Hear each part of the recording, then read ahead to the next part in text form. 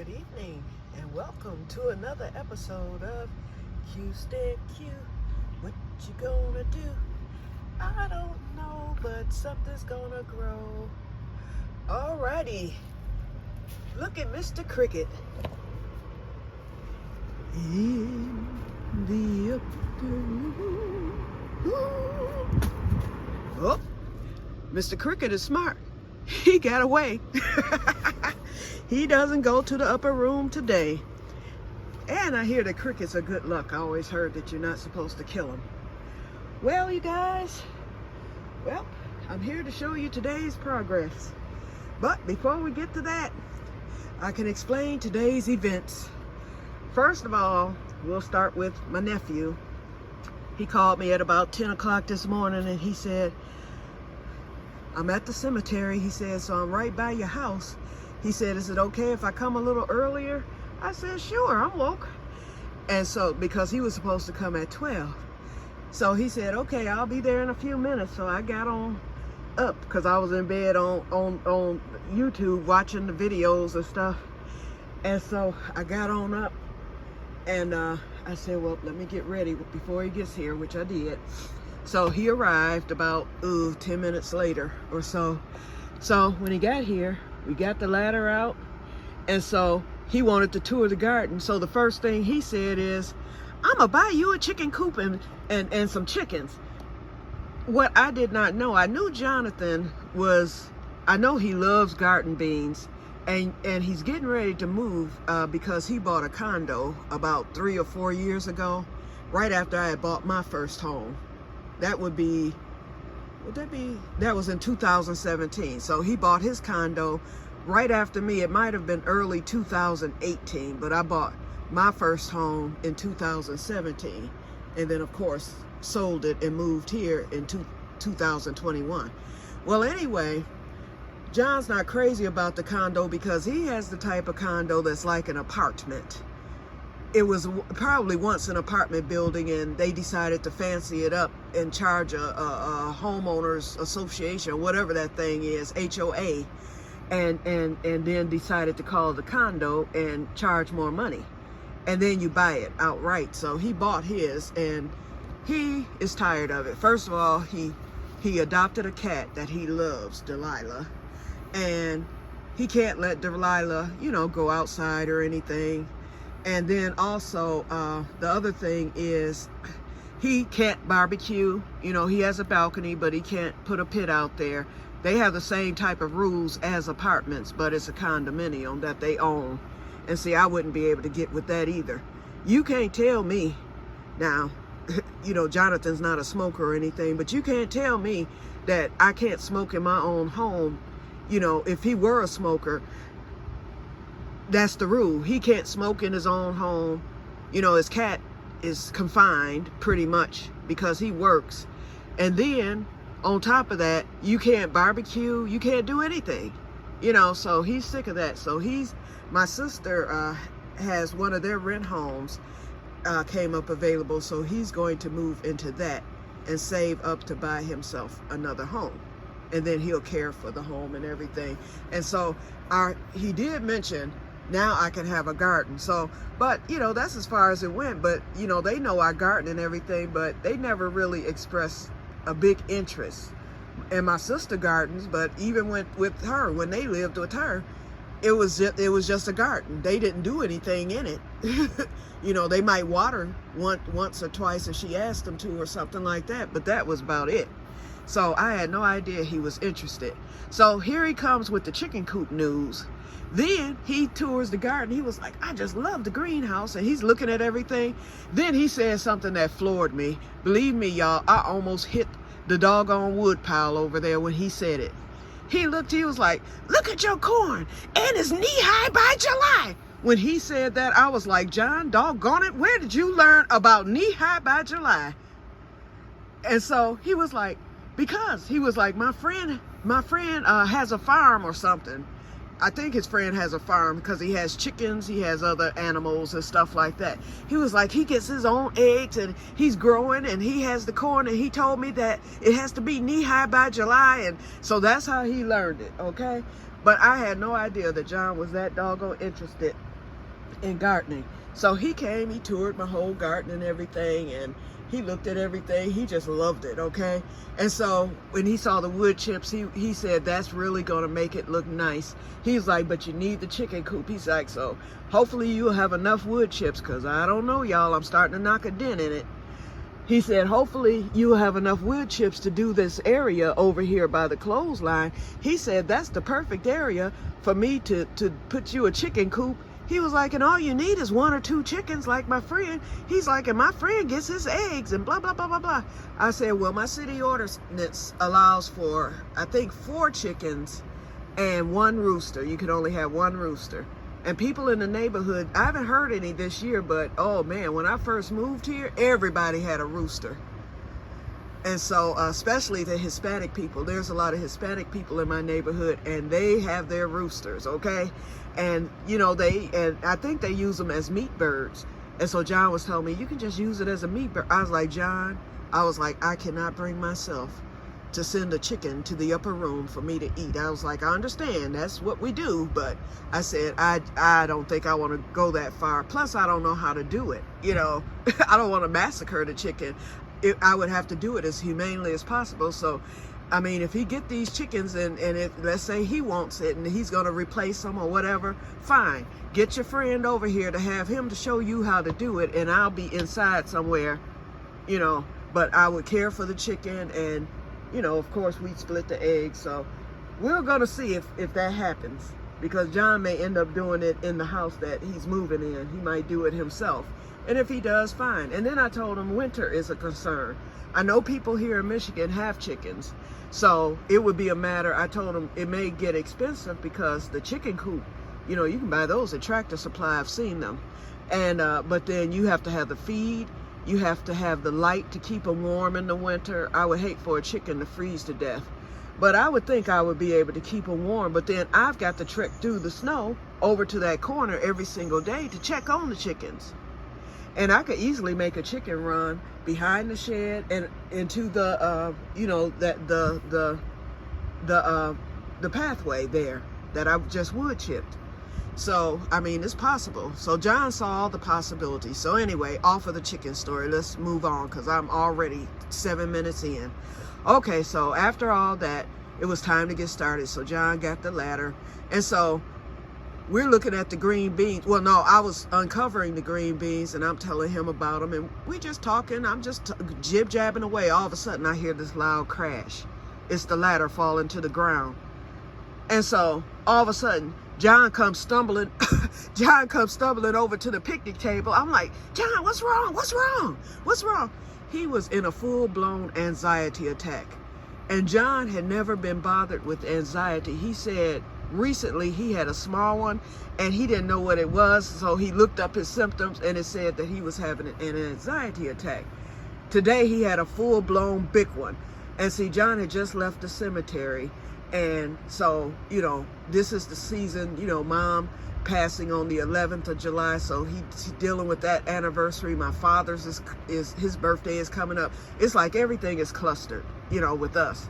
And then his father passed, and, you know, my brother-in-law passed tragically. I never explained exactly what happened to him. I just don't really talk about it, or, you know, plus that's their, you know, thing. You know, he was my brother-in-law, don't get me wrong, but, you know, I don't talk about it usually because, you know, it's for my sister and her children if they want to discuss it or whatever. But I will explain what happened, or, you know, I'll give you a brief on it because everyone knows. Back in January of last year, 2023, he went on a job. He was retired from his profession, but he had, because he was so talented with fixing and, you know, he could do anything. He was a jack of all trades.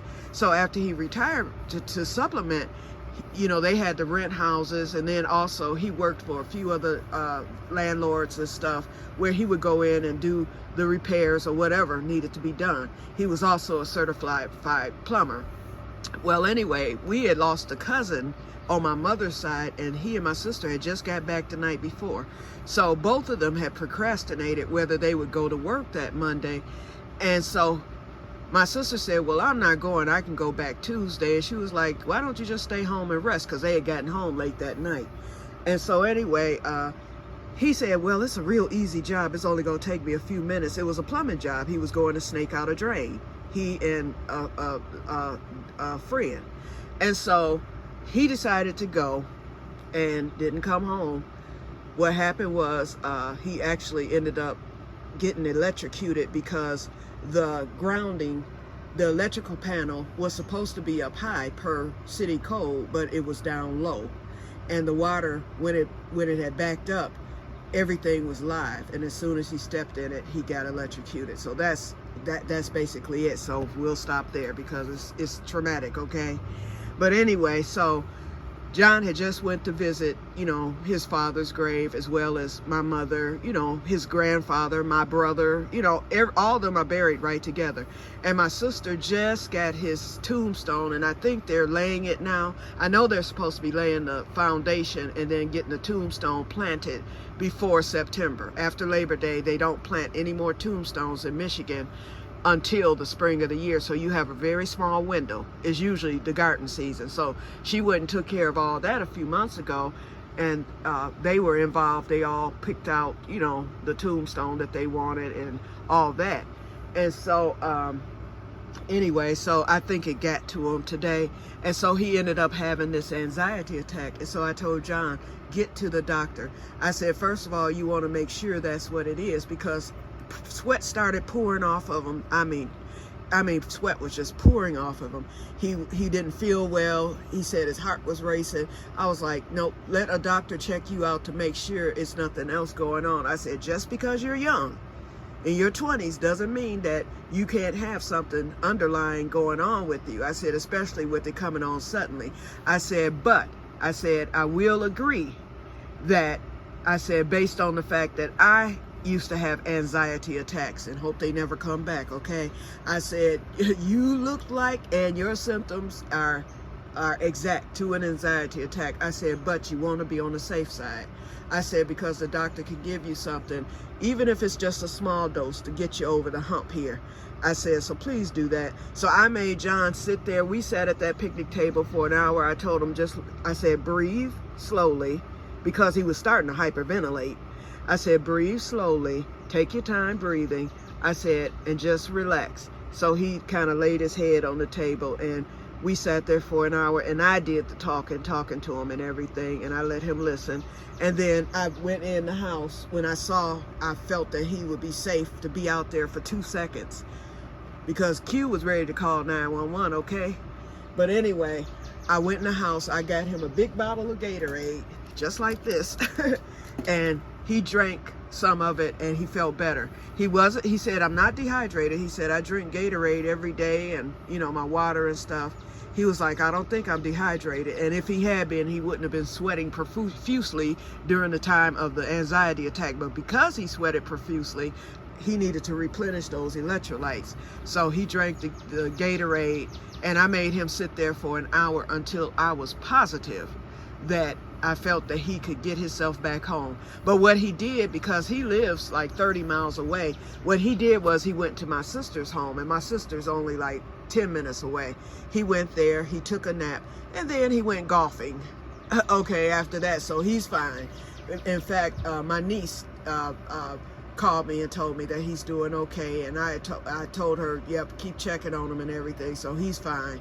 So I don't know if he's going to stay over there tonight. And then my sister's out of town. She's in Alaska, experiencing the midnight sun. It's daylight 24 hours in Anchorage. So she called me the other night at 4 in the morning to show me the midnight sun and the birds chirping and flying, moose and all this other stuff. I was like, okay, this is beautiful, okay. And I mean, it was shining too. I was like, Sherry, I was like, don't it feel weird to you? I was like, because it looks weird to me. Here it is, 4 in the morning here. I was like, it's 12 midnight there, and there it is. It looked kind of dusk, but the sun was indeed shining, and you had your animals and birds. I said, they must not sleep during the summer there. I mean, my goodness.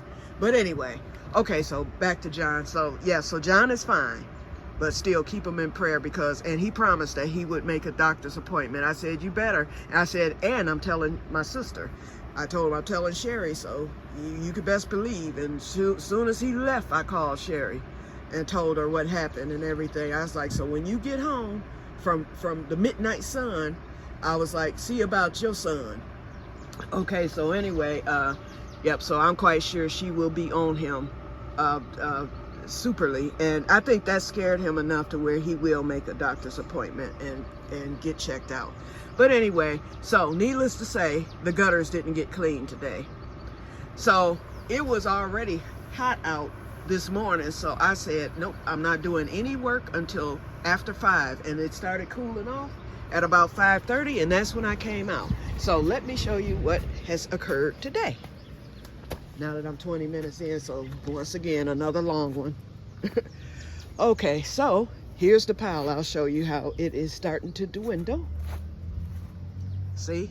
So it's lower, and I'm going from the top. And let me tell y'all, that wasn't just the wood chips for me and my neighbor, because when I started chopping down into it to get some of the wood chips, oh, the heat started rising. That mess is breaking down composting, so I'm glad I'm using it. Okay, one thing I want to do is I'm gonna pull these rocks, and there's a lot of them. I'm gonna pull them all up, line that with the stuff, and I'm a wood chip this little area right here. I'm gonna also wood chip under this bench after I clean it. Those rocks will stay. I'll just throw the wood chips over the rocks. I'm a wood chip right here, and of course along here. And y'all know I'm wood chipping. I'm gonna try to get the size of the greenhouse. I don't know if it's gonna be enough, y'all. I really don't. I started over here just to see how much I think I'm gonna need, and it's gonna be a lot. Oh, and y'all, I pulled 2 potato plants today. I just wanted to see. Y'all know me, I can't wait. And I'm gonna show y'all the potatoes. They are nice, and I found them. I had to dig for them because, you know, there's dirt here, and I did bury them. So yep, I dug for them, and those 2 little plants that I pulled from over there, they were loaded. I think I got about 15 potatoes, and 2 of them are big. There's one right there that was coming on. So I said, okay, I'm gonna leave those. I'm gonna just let them go till they die. Peppers are coming along wonderful. These are the California Wonder, I believe. And look at the honeyberry. It's getting taller. That Mrs. Honeyberry's not getting that much taller, but it's getting there. So everything's doing good over here. But anyway, so this is where I put this is what I've gotten so far. I mulched, you know, right in here, not mulched, but wood chipped in here. And I'm working my way around. I'm gonna work on that swale again because I can still see the indentation. With that rain this year, that swale would have came in handy because it feeds the keyhole garden. So I'm gonna work on that. That's gonna be my next project after I'm through with the wood chipping. I'm gonna dig that swale out a little bit deeper. And it's time for me to fill the compost again too. I've got 2 bags inside. Okay, now I need you guys' help. I really don't know if I'm gonna have enough wood chips to get this whole area because this will take more than what it took just to do the side. So I really don't know. So if I can't get that, I'm not gonna worry about it. I could possibly mulch that next year. I'll just get some mulch. Okay, because I wanna come along here. This is my question, you guys. I finished this area here. I stopped there. I don't know if you can see the bricks. It needs cleaning. All I have to do is wash it and get the weeds out. But the bricks are 2 by 2 coming all the way up to here. Then there's 1 brick down there. I've got 12 bricks left. If I brought them 2 by 2, it should be enough to get me to this spot. If not, I can move that one. But I'm thinking of digging them up and maybe just putting 1 row of bricks. Or should I just dig them up all together and just have them and then run the wood chips all the way down here? If I run the wood chips all the way down here and alongside of the shed, it will at least look uniform. But anyway, here's what I have. Oops, and why is this dirt showing right here? Oh, and I didn't tarp this back part like I was going to. I was like, you know what? Them weeds ain't gonna come up. Now, that might end up being me looking silly later if they do, but I decided since it was such a small spot, I would just go on and put the wood chips. I got around the air conditioner. Then I decided to make this the Serenity Garden. Then it dawned on me, there's a window, okay? Somebody could easily step on the bench and get into the window. So I was like, I might have to scratch that idea, unless I might caddy corner the bench right here along the air conditioner and still make it a Serenity Garden. It's just somewhere to sit. So if I'm out here working and I need to sit down, and I moved that from the porch of the deck, because I figured I could put something else there. And since we're over here, I haven't done anything to my compost this year, so I decided to peek in here. And look, y'all, here it is. Look how it has turned into soil. This was all leaves and food scraps and stuff. Isn't that amazing? Those apples went in there last December, I believe I poured those in there. So they're breaking down, and there's a spider. But look at that. So I'm gonna get that turned. And it's lightweight now, it's lighter than what it was. So I'm gonna get that turned, and I'm gonna put one of those bags of food scraps in there, wet it down, and get it going again. Because I got all that soil in there that can be used. I can start using that. Okay, but anyway, I like how it turned out, and I'm waiting on the greenery to die in it. It's nice and thick. I laid this real thick. Kept the hosta. I like how that looks right there. I can even put the bench over here against, no, I don't want to be next to the compost with the bench, but I'm just thinking that this bench would look good over here. Or could I take it all the way to the end? I don't know. Y'all tell me. But the main thing I need y'all to help me with is, should I run the chips all the way down this pathway? I'm thinking it would look really nice if I do. And then I would just dig up the stones here, and I can use those for something else. And then, of course, the wood chips are going to be run along here. Just right in this little area. Okay, so I don't know how far I'll be able to get with the wood chips, but my priority area next is going to be the keyhole garden, and then probably the rest of that. And then my third priority is going to be the garden bed. And then hopefully I'll be able to have enough to go around the greenhouse. But even if I don't, because that would be that's going to take a lot to go around the greenhouse. So I think I'm gonna scratch the greenhouse idea. I can always do something different with that. I can always mulch it. Plus the greenhouse needs that repair and stuff. I can always mulch it, leave it blank.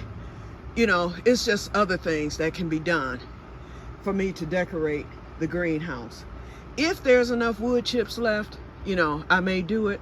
If I eliminate that back bed, I'm certain I would have enough room to do the greenhouse, you know, behind it, because I'm doing that pathway too. And I'll have enough room to do the sides. I think that's what I'm a plan to do. Just eliminate that back bed altogether. And then if John gets a chicken, get the chickens and a chicken coop, straw. You know, I could line that up with straw and be done with it for the chickens to scratch on or whatever. Or I could just line it with straw anyway. Or hay. You know, I can do that and just make it look farmy. Because it's in the back, can't nobody see it but my neighbor and me. You know, it's not in view. The stuff that's in view is where I want it to look nice. So from the street and all that, you know, they'll be able to see, you know, the wood chips and whatnot. So y'all tell me, what should I do? Now, here's the potato harvest. This was from two plants, and I pulled up the two worst ones. The one small one, and then I pulled up one of the big ones, but it was the worst one. And this is what I got. That's not bad, y'all. I mean, there's some small ones in here, but I have some big ones too. Uh-oh, this one split because of the weather, so I'm gonna have to eat that right away. But they're not bad at all. They're not bad at all. They're better than what I got from up front, and that's just from 2 plants. So there are 8 more plants in there. There are 8 more plants, in the keyhole garden, and I'm gonna just let them grow until they die, because you know I just fertilized them, so those potatoes could get bigger. You never know. I don't expect them to be hand size or anything, but that's respectable right there. Yep, it shocked me. Got my seed trays out because at the end of the month I'll be starting my fall seeds. My basil, I'm gonna go on and plant that out, and I'm gonna propagate it. I looked at a video today that told how you can propagate a lot of your herbs and overwinter your peppers. So this year I will be replanting my peppers in containers to overwinter them. And what you do is you plant the peppers to overwinter them. You can either cut the pepper, or you can put it in a planter and take it in the house. And the pepper will, you know, it won't produce or anything because it's not going to get enough light and all that, but it will stay alive. And then you just continue it the next year. Hey, I grew so many peppers this year, and then I bought peppers and the sweet peppers. I'm going to do that.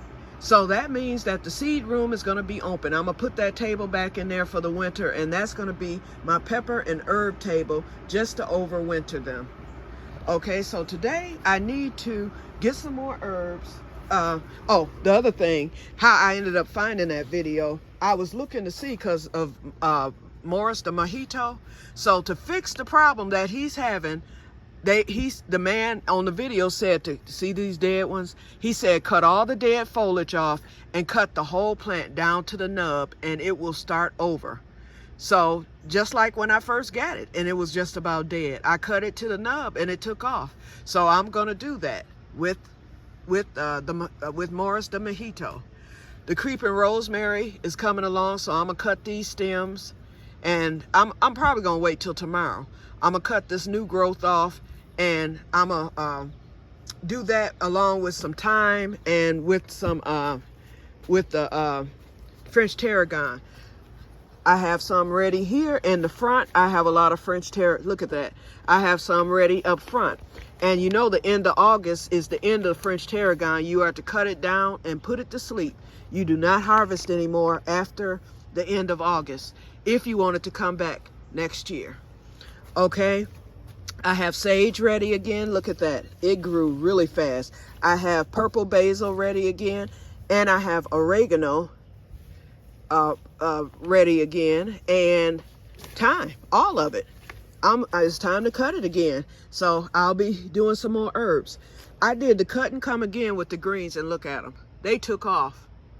They took off, and new growth already. Same with the Swiss chard. Ooh, and there's a ground cherry that fell. I just harvested a whole bunch yesterday out of there. And oh, I wanted to show y'all the tomatoes. After I did that pruning, I've got flower galore coming. Flowers galore. I saw some on this one. Yep, here they are. So the green zebra, I've got flowers here. Oh, you know what? Let's get these bad boys right here. I'm gonna eat them. Ooh, and I still need to get those little ones right there too. I'll get them tomorrow. I'll wait. They'll probably be rotten by then. But look at all the flowers. That's what I had come over here to show you. After I did the trimming, flowers everywhere. Look at them, even up in the rafter. So if I didn't get nothing else this year, I'm getting the darn tomatoes. Okay. So I'm thankful. And before I leave, first of all, I wanted to show y'all, and I'm at 30 minutes. I wanted to show y'all one of my one of my birthday gifts. My cousin's friend, and she's my friend too now because we met on several occasions. This is what she got me. Seeds. I told her that, I was like, she was like, I heard that you like to garden. So I was like, thank you. And so it came in this cute little bag. The other thing I wanted to show you real quick is my Que-stead-Que bag is pretty much complete. I'm putting on the straps now. So here it is. It looks like that other one I had, but I took that down and I decided to make it bigger. It's in a square shape. So this is my new Que-stead-Que bag, and it's wider. You can't see because I'm holding it up all crazy, but it's wider, and it's deeper. So it's gonna be like a catch-all bag. And that's out of the scrap yarn that I had. And lastly, Diana, you asked about how did the herbs come out, and you know what? I meant to do a video about it and forgot. So here they are. I brought them out here so y'all can see them. And let me take a bite of this tomato. Okay.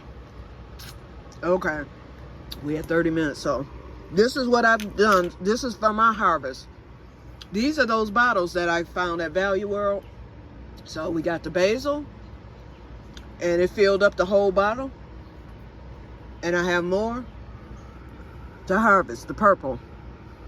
So I'm gonna mix the green with the purple for the next batch. We have sage. This is for my sister because she makes dressing. I don't like dressing, so that's all I got. But I'm getting ready to harvest some more, so she'll have more. This is the sweet marjoram, and this is by itself.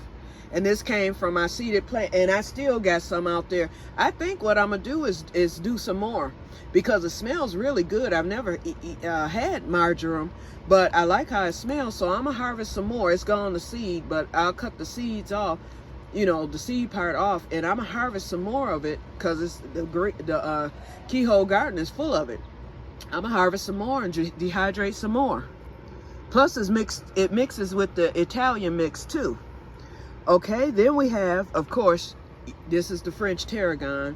So I'll have some more. My next batch will be mixed with the rosemary, and that'll go in one of the bottles. And then the rosemary and the thyme will be mixed with that. And then I have to get a batch dehydrated for my cousin. I promised to bring her some.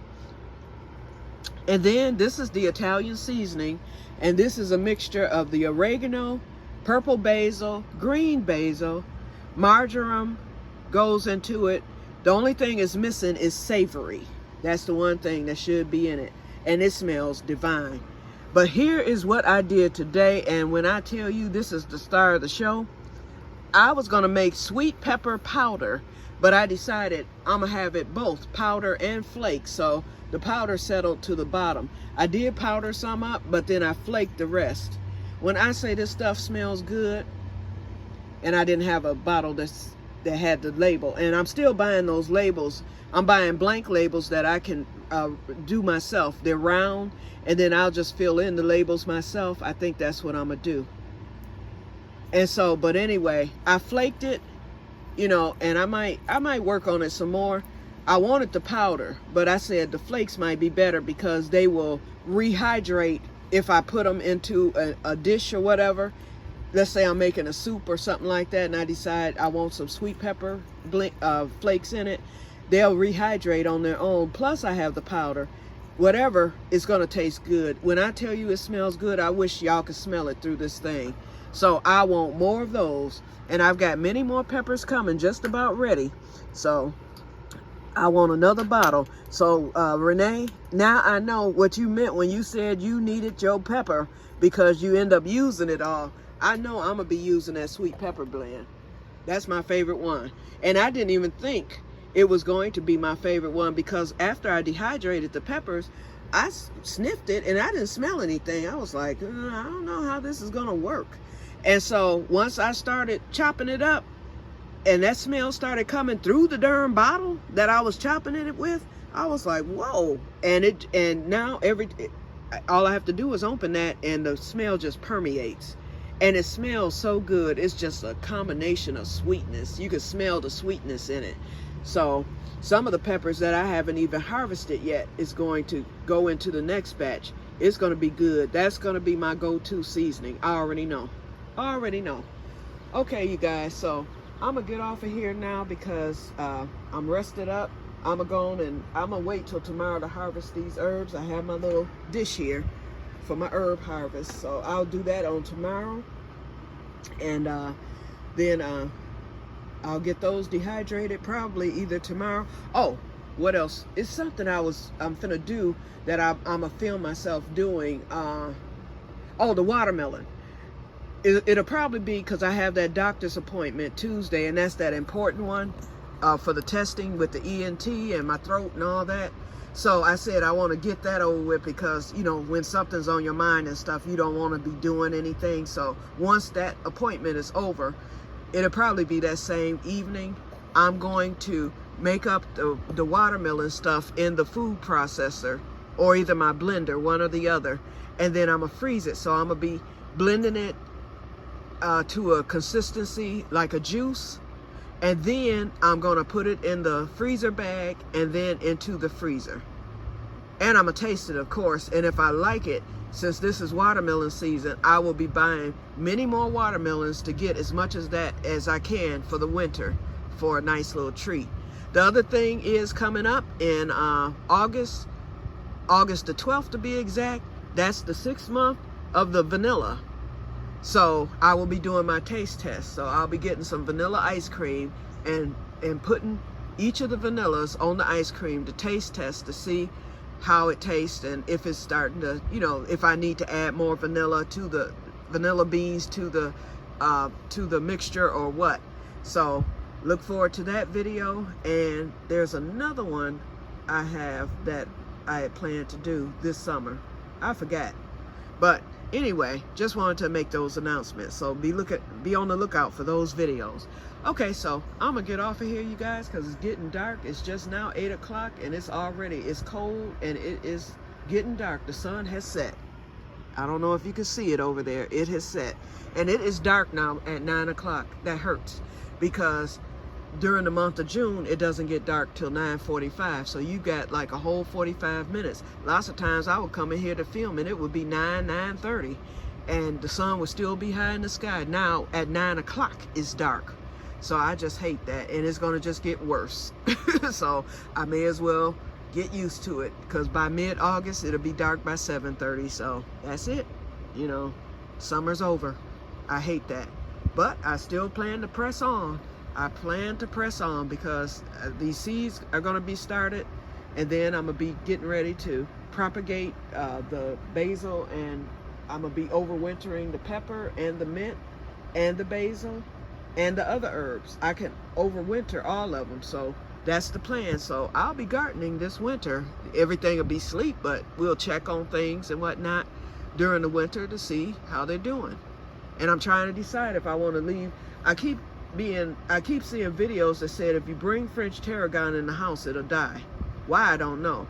I think because it needs chill hours. They said it's best to leave it outside, but then in my climate, they were saying that it could freeze, because it won't do well in my climate, in zone 6. So I'm hoping that the greenhouse will be enough protection for it. So the French tarragon up front, once I get it cut, it will be brought into the greenhouse, and then the French tarragon that's in here will probably stay in here, as well as the rosemary, and you know, and that'll be it. But the rest of the herbs are coming in. Okay, you guys, I will talk to you all later, and may God bless you all. Have a wonderful, wonderful weekend. And congratulations to those of you who had good harvests. Those peaches, Diana, oh, those were nice. And the apples, Georgia peach nut, those apples were divine. I hope you guys enjoy your fruit. Talk to you later. Bye-bye.